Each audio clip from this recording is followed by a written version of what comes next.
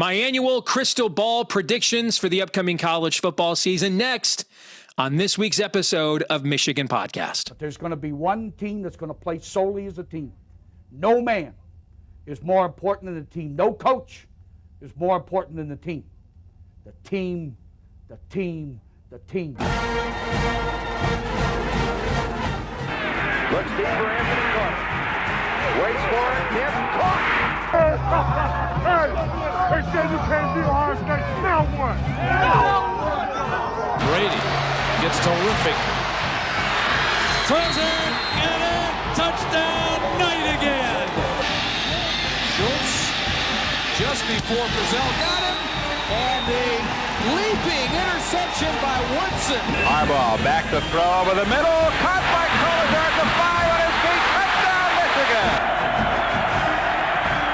On its way. It's good. He's 5'7", 179 pounds, a junior at Michigan. But Jamie Morris packs a wallop, and he delivers for Bo Schembechler. And here's your first play. Pressure coming. Sack.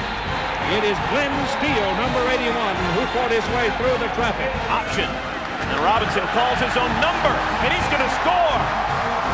Oh, an easy touchdown for Robinson and Michigan.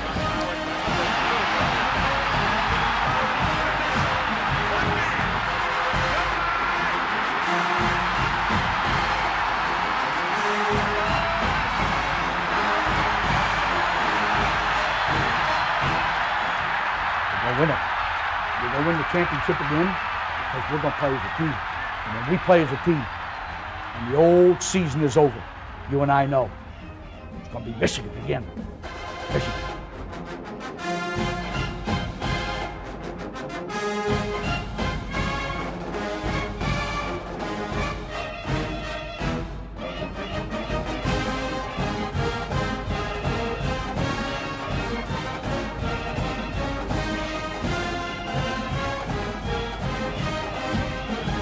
Go Blue. I'm Steve Deace. Welcome to this week's episode of Michigan Podcast as we begin the first part of my annual college football preview, our top 25 crystal ball predictions of what we think will or will not happen during the course of this college football season. Mark Rogers will join us for that in the very next segment. But let's kick this off with something I've never done before.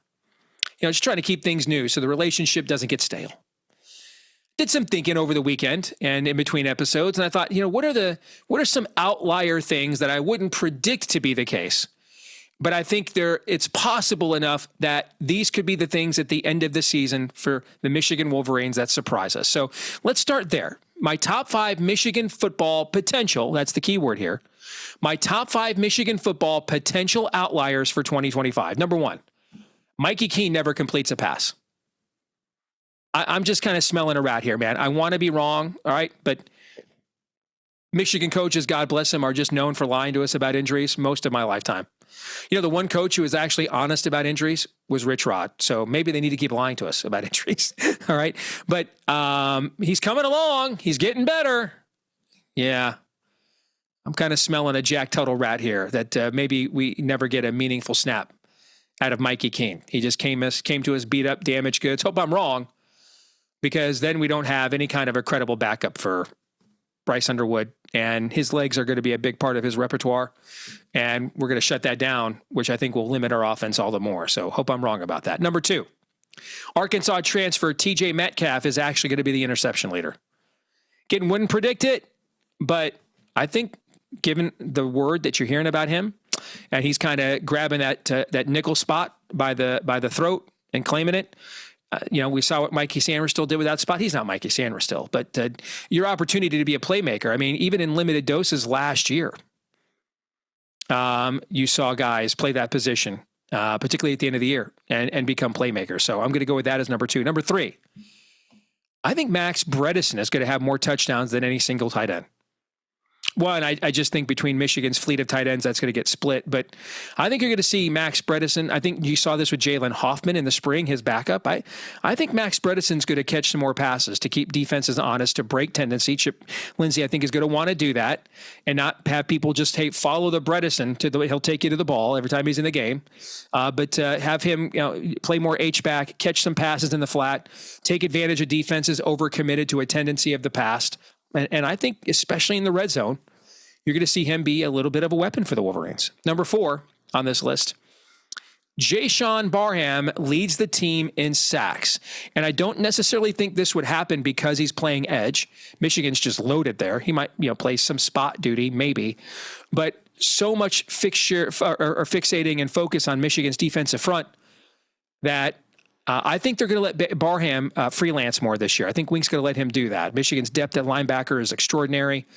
I think they're going to let him freelance more and take advantage of that athleticism, and that may create more havoc plays for him. And then number 5, how about Samaj Morgan actually gets more touches than Donovan McCulley? Between slip screens, between end arounds, and I think they're going to have him run. He did that, under Kirk Campbell to no avail last year, but he's going to run more routes now as well. Now, to me, the one thing that stands in his way of doing that is the UMass transfer. Has a very similar skill set, but is a bigger body.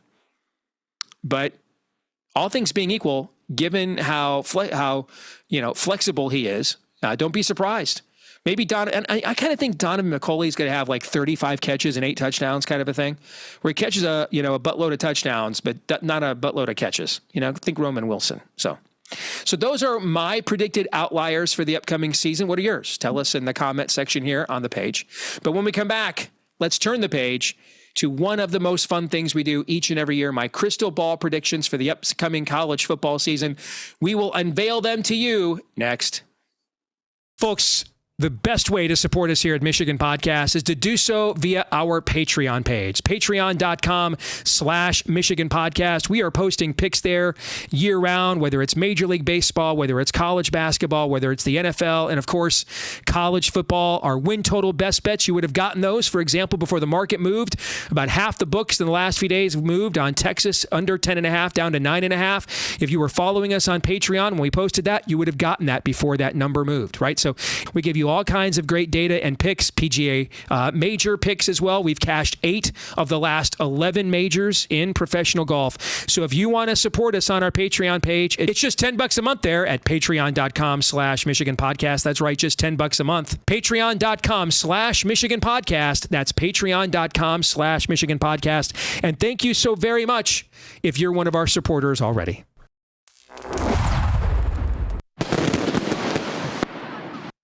And now it's time for the 10-minute war, and an annual tradition unlike any other. My top 25 crystal ball predictions of what I think is going to happen or not happen in the upcoming college football season, which means we bring in our good friend Mark Rogers, perhaps the last remaining reasonable bucknut left, but with every Michigan win, whatever's left of his reasonableness is leaving, is departing. But we welcome him back to the show. Nevertheless, Mark, you can check out his channel here on YouTube, The Voice of College Football, to get great coverage of the greatest sport on earth year-round. Mark, you ready to go, brother? To laugh, to compliment, to be bewildered, to question, to comment, to insult. Are you ready to go? I can't wait to find out where Ryan Day's headed this time. Probably the same place I had him last year, if we're being honest. But let's go. All right, Mark, here we go. Number 1. We will have a 3-loss team make the college football playoff as an at-large, I meant to say, as an at-large for the very first time.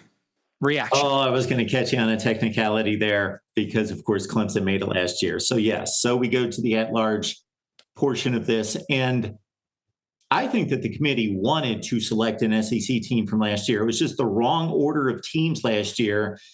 South Carolina was playing the best football. They had the most impressive wins down the stretch, but they were in line behind Bama and Ole Miss in terms of wins and losses in regards to the head-to-head. Therefore, the committee couldn't go with an SEC team. So I do agree that a 3-loss team will most likely make it this year.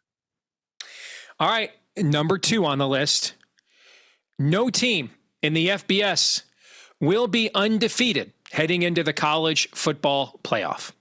I almost never pick teams to go undefeated just because of the odds stacked against them. However, 6 of the last 7 years, I went back in my head as we were going through this here just a second ago.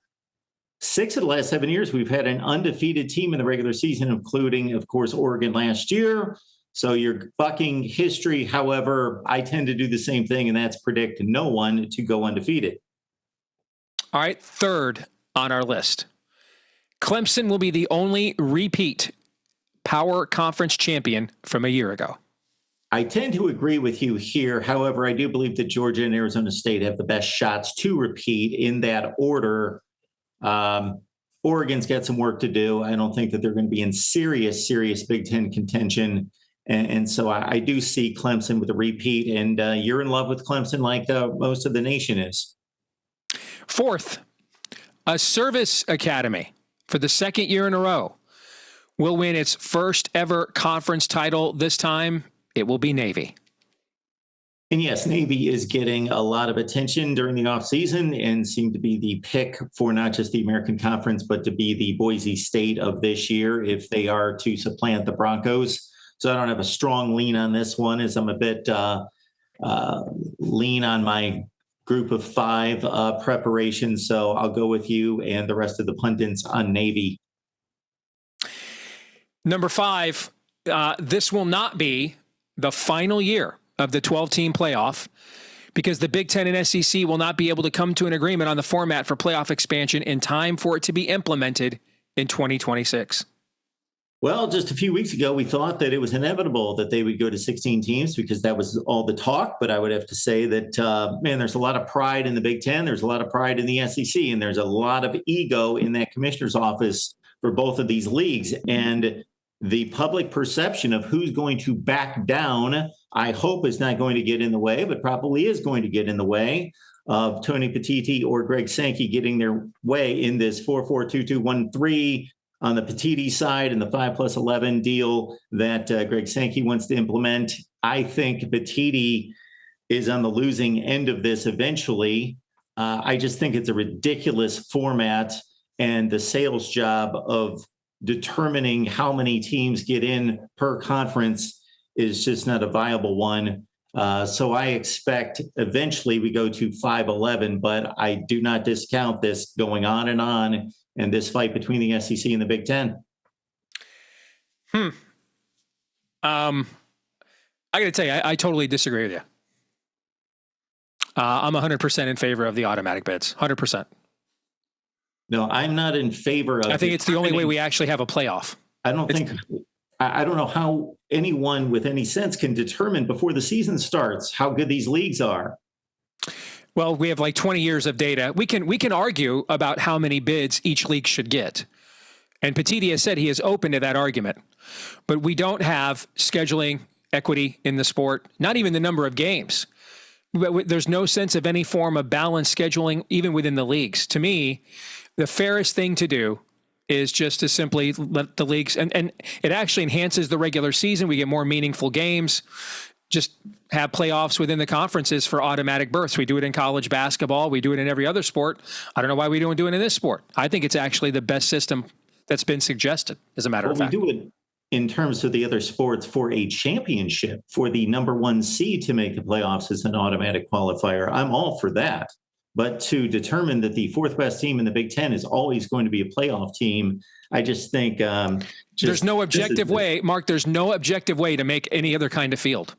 It'll be just nothing but subjective as hell. All right. Well, we've had a subjective system for 11 years now. But we didn't have a playoff. If you want a playoff, you cannot have a subjective system. If you want to have a playoff, people need to know, what does it take to actually play your way in, not we're going to play grab ass with a committee of people who change every few years, where they just retcon the information they want and kind of decide from there, who's going to make it and why, without really a lot of good reasons why. But it's essentially just made up as we go along. I mean, ultimately, that's what you're voting for. Those are your 2 options. We either play it on the field or we play it in a committee room. Those are your options. I'm the last person on the planet that wants a committee. I have not wanted a committee from day one. However, we've had one for 11 years, and I would love for somebody to come to the table and tell me when they've screwed things up, because they really haven't. I can come up with times seasons in which the number 5 team can have an argument against the number 4 team, but they've not egregiously screwed this up yet. And if anything, to determine that we're going to have 4 teams from the SEC, so you're talking about there being an unjust or unfair, unbalanced number of conference games, but the SEC is being rewarded to a certain extent with 4 teams getting in automatically with an 8-game conference schedule. So then you just adjust the amount of automatic bids, which I'm totally fine with. But to me, I think at some point we have to play this thing actually on the field, and not with the absolutely with not the analyst teams from Fox News shilling for the Big Ten and ESPN shilling for the SEC. I get enough of that in my daily job. I'd like to actually just play the damn thing out on the field. And if you're one of the top 2, 3, 4 teams in those leagues, you get in. If you don't, you don't. And you had your chance. Steve, we've only had 1 season of this. And that committee took an SMU team with not a very impressive resume with 2 losses over 3 SEC teams with much better wins with 3 losses. Correct. And then that SMU team went out there and fell on their face. See, that's why also no one can point to me about how the committee did a disastrous job. Well, we've not had an expansive process for a playoff until 1 year. And the 1 year, what we got was that you could be the 7th to the 16th ranked team like Arizona State and get a bye. And SMU makes the playoff where their quarterback, I think, just threw another interception. So before that, we were only picking 2 teams in the BCS or 4 teams. So that you can make a much tighter analysis, but the more variables you have, then I think the more constants we actually need to include for who actually gets in and who does not. Well, the committee didn't determine the buys. They were given the format. They had to work around the format. They just seeded the teams. True. But it was an unmitigated disaster, frankly, what they did. It made no sense from the beginning. The format, nothing. So to me, I don't understand. Why not just play it on the field? Just let them play. Let's earn your way in. Play it on the field. Okay. Again, this is determining and telling us who the best conferences are 2-1 over the other 2 major conferences. Well, first of all, I actually like the format as it is because the data all says it's correct. I mean, I don't know if you've looked at the blue chip ratio, the highest rated Big 12 team, TCU. 26% of their roster, blue chips. Of course, I understand all that. But there's not a national championship contender in that conference. Absolutely, there's not. But I want to see it play out on the field. Which is exactly why we do this. And then there are still a couple of more. In fact, you could argue the Big 12 is getting 100%, 50% too many automatic bids by getting 2. It might be. Okay, so but you grant them that grace, and then you play the rest out on the field. If there's a 3rd team, there are a couple of at-large bids left, and they can still earn one of those. You just made an argument against your model that the Big 12 is going to get a 2nd team undeservedly. Which is why I also said earlier, we can argue about what the amount of automatic bids ought to be. Listen, I'm totally in favor of giving the Big Ten and the SEC even more of them. Actually, I'd give the ACC and the Big 12 like 1 if it was me. But, then there's lawsuits and everything else that's going to happen. I think the format's actually pretty ingenious, and it makes way more interesting games. And I think December becomes way more interesting. College football championship weekend becomes way more interesting. But we can move on. Let's go to the next prediction. This is your favorite one anyway. Number 6, after a 5th straight loss to Michigan, Ryan Day will leave Ohio State and take over for a retiring Andy Reid and coach the Kansas City Chiefs. He will be replaced at Ohio State by Ole Miss coach Lane Kiffin. I love this one, Steve. So I just wanted a list immediately of all the other coaches that we're replacing Ryan Day in previous seasons. So well, the previous list was your current. I picked your current offensive coordinator every year is what I previously picked. Somebody else was out there at some point. I don't know if it was Matt Campbell or somebody else was out there, I think. Yeah, I could see Matt Campbell too. I could see that. Yeah. So Lane Kiffin's going to have to do something better at Ole Miss this year for Ohio State fans to be really hyped up about this decision. Because right now, Lane Kiffin's done a nice job at Ole Miss, obviously elevating that program, but getting them to a certain position where it seems as though possibly if they have another year where they may not even equal the last couple of years where they've kind of leveled off. So I think that from a personality standpoint and it causing some buzz, of course it will because it's Lane Kiffin and it's Ohio State. But I don't know if that's as much of a slam dunk in regards to who Ohio State fans would want coaching their football team. Number 7, Ole Miss. Pardon me. In this scenario, Ole Miss will replace Lane Kiffin with Colorado coach Deion Sanders. Well, they took a chance with Lane Kiffin and it paid off, so they might as well take another shot, take another gamble. They know their place in college football. They know they've got an opportunity, but they're behind the curve, behind the SEC elites. But they have an angle. They do have history. They do have some money, so they know that they can compete, but they just have to have the right guy. By the way, there's only Bud Elliott said there's more teams than ever that hit his blue chip ratio, 18, and there's only 2 programs that are, if they have a couple more banger recruiting classes, could get in to the blue chip ratio, and one of them's Ole Miss. And he said after those 2, nobody's even close. So what his numbers are showing is in the NIL era is. The talent is more dispersed amongst the top tiered programs, but then those top 15 to 20 programs are breaking completely away from everybody else in terms of talent. So thought you might find that interesting. Number 8, let's go contrarian again.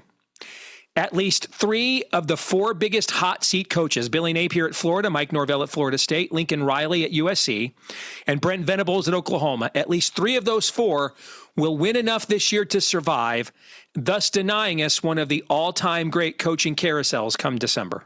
So you're playing the odds here, Steve, and I agree with that from an overall standpoint. Although I look at each individual coach, I see them all coming back if asked individually, but collectively with 4 of them in play, the odds say that one of them is going to tank. I think 7 and 5 seems to be about the range that Billy Napier and Mike Norvell need to hit, while Lincoln Riley and Brent Venables need to be in that 8-win range. And for Brent Venables, he's going to face one of the toughest schedules in college football. Number 9, Bill Belichick, in maybe his only, but first season at North Carolina, will take the Tar Heels to bowl eligibility, but nothing else. Well, I picked UNC at 7 and 5, so I'm right there with you with a game to spare. Now, what happens after that? I don't know if he makes that decision or his 24-year-old on his arm. I don't know if she makes that call. Here's a perennial prediction that comes true every year. Let's do it again, shall we? Until they force us to not to. After losing 4 games in a season only once between 1969 and 2001, Nebraska will lose at least 4 games for the 22nd consecutive season. A lot of people out there like 9 and 3 or 10 and 2 for Nebraska. I'm in the 8 and 4 camp, and look out against Cincinnati. This is an easy schedule. They should be able to navigate it to 8 wins, even if they're not that good. And I don't think Nebraska is that good until proven otherwise. I don't think that they upgraded that significantly. I do like Matt Rule, do think he's a capable coach. I think Dylan Raiola better be a more efficient quarterback. He was his last few games of the season with Dana Hogerson running the controls. So, yeah, Cincinnati is not going to be an easy out in week 1. And if they don't get by that one, then we might all be rolling our eyes and thinking, okay, this is another Nebraska season. Number 11, for the first time since the zenith of the Lou Holtz era in 88-89, Notre Dame will post consecutive 11-win seasons. Yeah, I've got the Irish at 11 and 1 as well, Steve. We're right there, lockstep. Miami and Texas A&M, though, is a difficult way to open the season, especially with a completely inexperienced quarterback having to go into a stadium that gets up for a game about every 5 years. That's, of course, at Miami. So they show up. The last time they showed up was Notre Dame in 2017, and they completely trounced them. So, yeah, I'm there. On this, I actually think if people check out my predictions that Notre Dame's going to drop 1 game, and it's going to be one that you might not expect. Okay, number 12, Kirk Ferentz will retire as Iowa football coach. He'll be replaced after the season by Kansas coach Lance Leipold. And he will retire as the all-time wins leader in the history of the Big Ten, passing Woodrow Hayes, of Woody course. Hayes, yeah. And yes, he needs 2 wins to set the all-time record. So I don't know how important that is to Kirk Ferentz, but it's got to mean, even if you don't have a huge ego, it's got to mean something.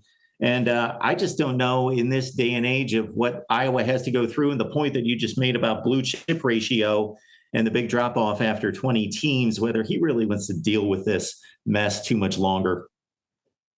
13, we will see our first movement, serious movement, on congressional action that preserves the student-athlete model without making them employees, which de facto gives college sports an antitrust carve-out.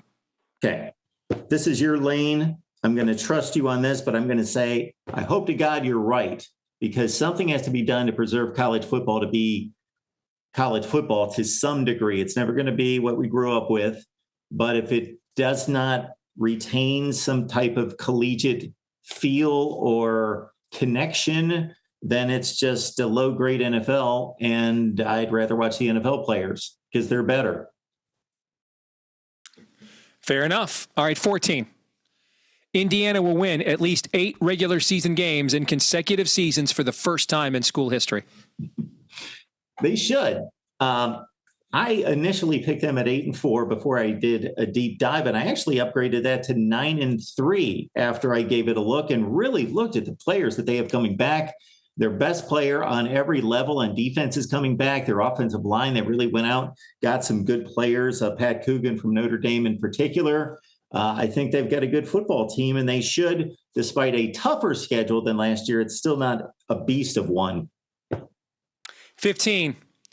This will be the most watched college football season in the sports TV history for the second consecutive year.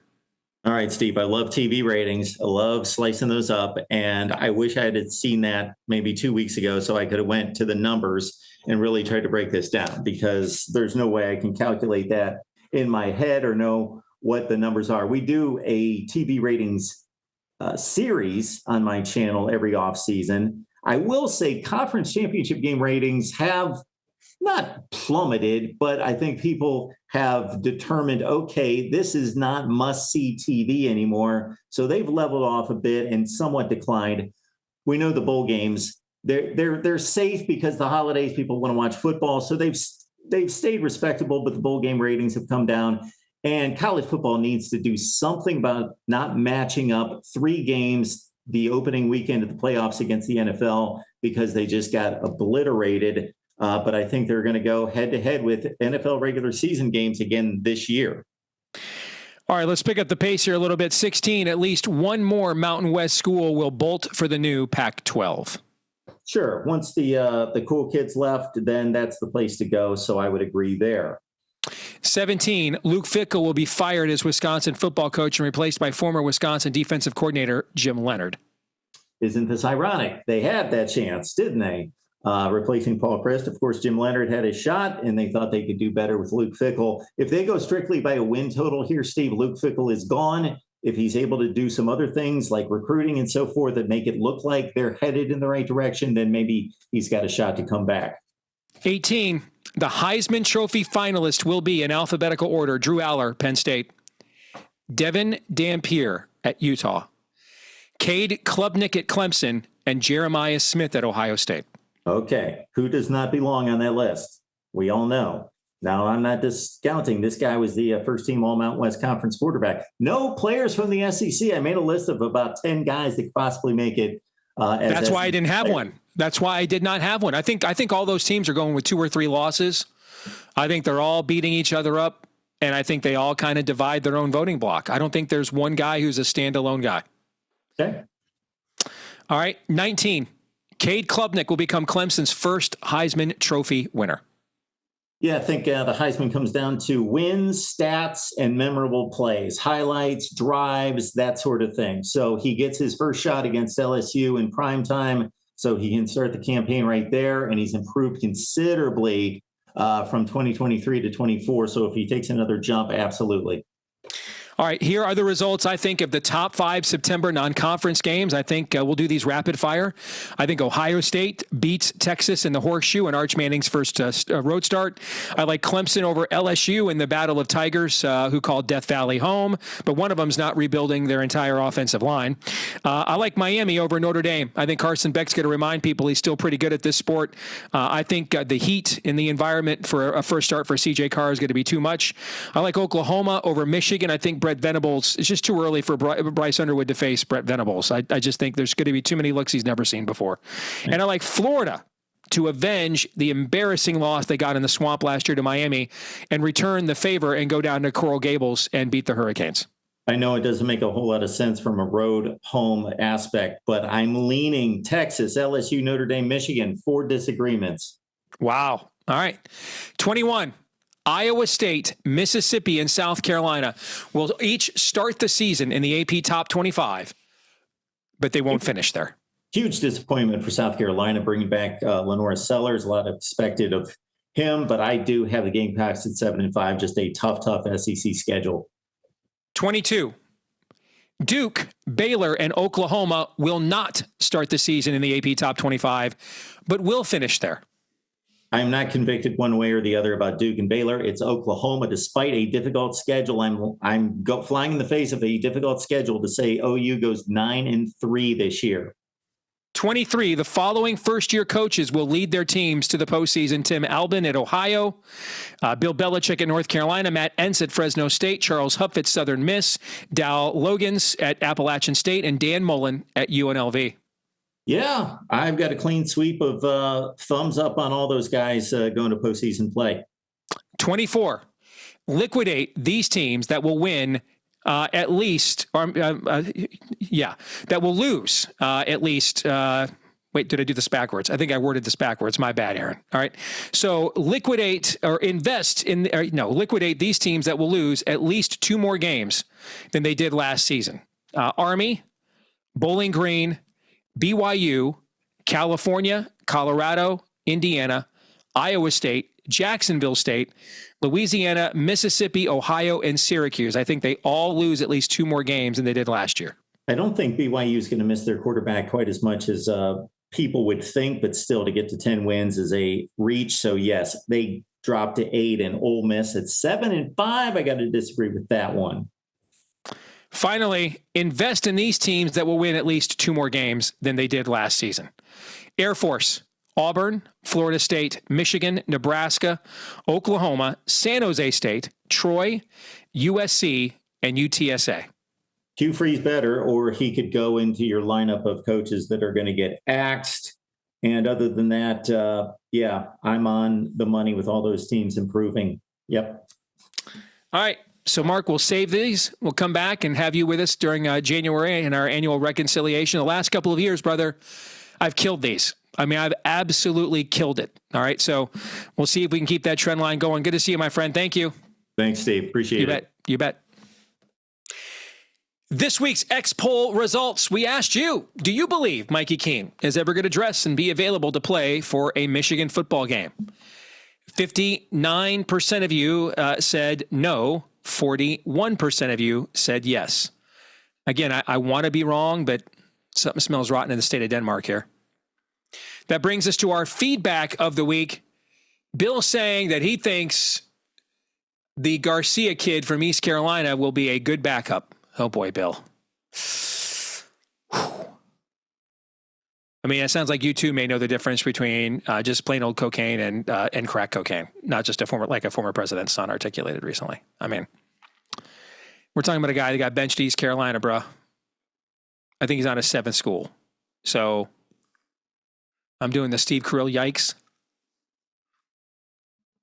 I think it's entirely possible we're sitting with the greatest quarterback that'll ever play at Michigan, and I'm including JJ in that by the time he's done. And then no other playable quarterback on the roster. Davis Warren's hurt. You don't want him playing anyway. Jaden Davis, not playable. I don't think Garcia is playable unless you're playing Central Michigan. Mikey Keene is a need, man. We do not want to be in the process of limiting the field for a young quarterback. We want to give him room to playground some things to make plays while he is still learning and understanding and finding his way in the structure of the overall offense.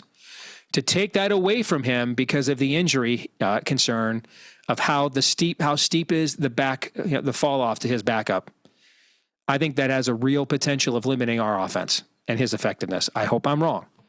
And it'd be great if Mikey Keene can go, because then we don't have to worry about that.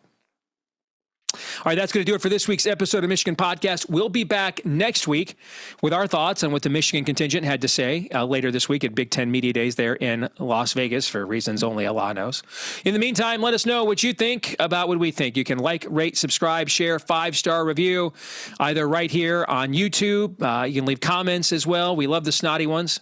Or on iTunes, Apple, whatever it's called these days, and all the various platforms out there. Please do that. It helps us to grow the show, find more Michigan fans just like you, and you can keep up to date on what we think in between episodes by following us on X at Michigan Podcast, there on X at Michigan Podcast. I'm Steve Deace. Until next week, go Blue.